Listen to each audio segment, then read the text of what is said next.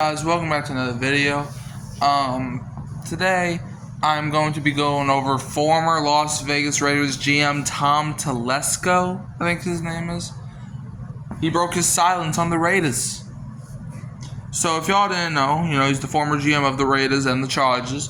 He was with the Chargers before the Raiders. And he was fired in January, and I'm pretty sure he only spent one season there in Las Vegas. But last year, the Raiders with the 13th overall pick took Brock Bowers. And the Commanders with the second pick took Jaden Daniels. Now, why is this relevant? Well, he said on the 33rd Team podcast, I think that's what it's called, that he was interested. He was interested in moving up 11 spots to go get, right? Yeah, 11 spots to go get Jaden Daniels. I think.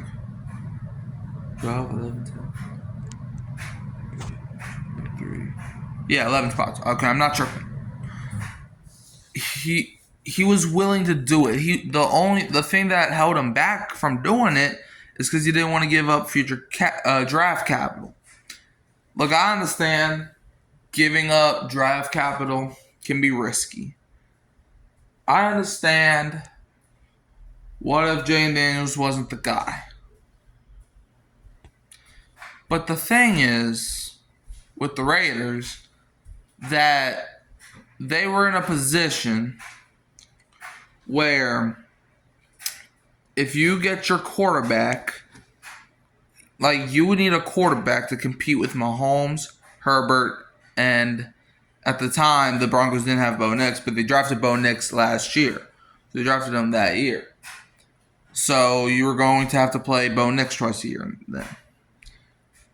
So if I was Tom Telesco, or Telesco, whatever his dang name is, I would have called the Commanders and say, we'll give you the 13th pick, our second, our fourth, and a first from next year, and maybe even a third or a late day 3 pick of next year to move up to Jaden Daniels, or to get Jaden Daniels.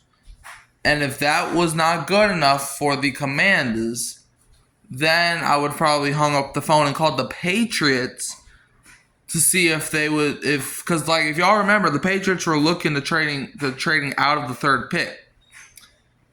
So if I was the Raiders, I would have called any team inside the top 10 if I was the Raiders in interest in moving up in the draft. Because last year was loaded with QB talent. There was 6 quarterbacks in the first 12 picks, for crying out loud. You had Caleb go 1, Jaden go 2, Drake May went 3rd, JJ McCarthy, hold on, there was another one before JJ. Michael Penix went 8th, JJ McCarthy went 10th, and then Bo Nix went 12th. That's 6 quarterbacks in the top 12. A lot of people had the Raiders taking Nix at 12, or at 13. But the Broncos took him at 12. So that they also had him taking Michael Penix, but the Falcons did Falcons things. But now they need Penix, but then why would y'all sign Kirk? Anyways, that was just a late stray. Go Saints. Anyways, yeah. So if I was the Raiders, I would have called anybody in the top 10 to try to move up. Cause it's I understand it's risky. Look at the Panthers. They went up to get Bryce Young, and they had the first overall pick next year that they couldn't even use. But I hate saying this, but you also look at Atlanta. They traded up for Michael Vick. They didn't win no Super Bowls because Atlanta is Atlanta, but Michael Vick changed that franchise. So you get those type of stuff, and I understand trading up for a rookie QB that you don't know how they're gonna do is risky. But hey, look at the Chiefs, right? They traded up for Mahomes, worked out for them. A lot of teams, and the thing was they didn't want to give up draft capital. I understand. Truly, I do. As a Saints fan, I didn't want us to trade up for a quarterback because then we would have to give up draft capital. I didn't want us to trade up for Cam Ward. I didn't want us to trade up. Well, that was really the only quarterback this year worth trading up for. But I didn't want us to trade up because I didn't want us getting rid of draft capital. But that's because we were in a sticky situation. Now, yes, the Raiders were definitely the bottom of the West, and they were projected to be, and that's what they were. They were the only team in their division not even to make the playoffs last year. Plus, they had the 6th pick, which means by draft order, they were the 6th worst team. But, on the other hand, if you need a quarterback, you got to get it. You got to go up and get it.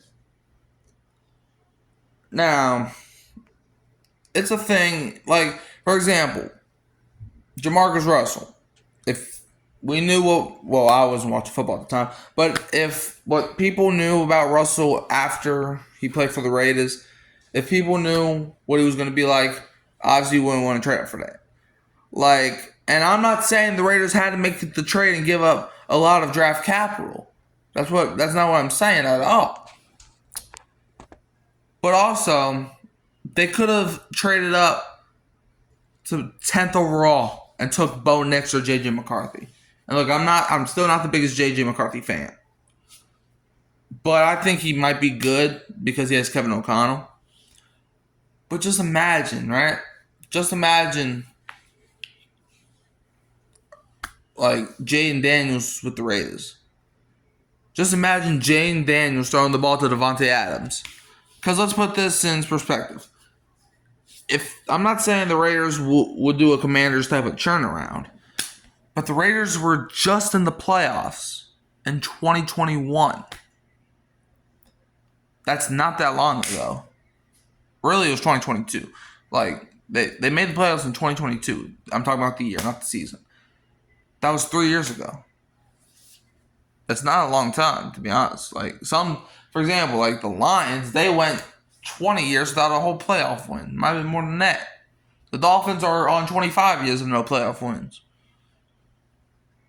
And playoff appearances, the Jets, they haven't made the playoffs in God knows how long. I think it was 2014 or 16. Or, no, it was longer than that. It might have been since maybe 2012 that they haven't made the playoffs. I don't know, something like that. But yeah, like, that's my take on it. I just feel like, I'm not saying every team that needs a quarterback has to trade up, but when there's a generational talent, because the thing that messed the Panthers up, Bryce Young coming out of college, in my eyes, was not a generational talent. Jaden Daniels was a generational talent. Like, he won the Heisman. He was literally the best he was the best dual threat quarterback in the entire draft. But that's just my take on it. Well, what do y'all think? Do y'all agree? Do y'all disagree? Let me know in the comments. You can always find me here at Hurricane Mike, Kyle Phelps, and Keeping It Real, Who That Sports Podcast. Don't forget to like, subscribe, share, turn the bell on so I don't miss another upload. I'm going to try to upload every single day if I can. So, yeah. So I'm going to leave you as always with the Who Dat, and don't be a Falcons fan.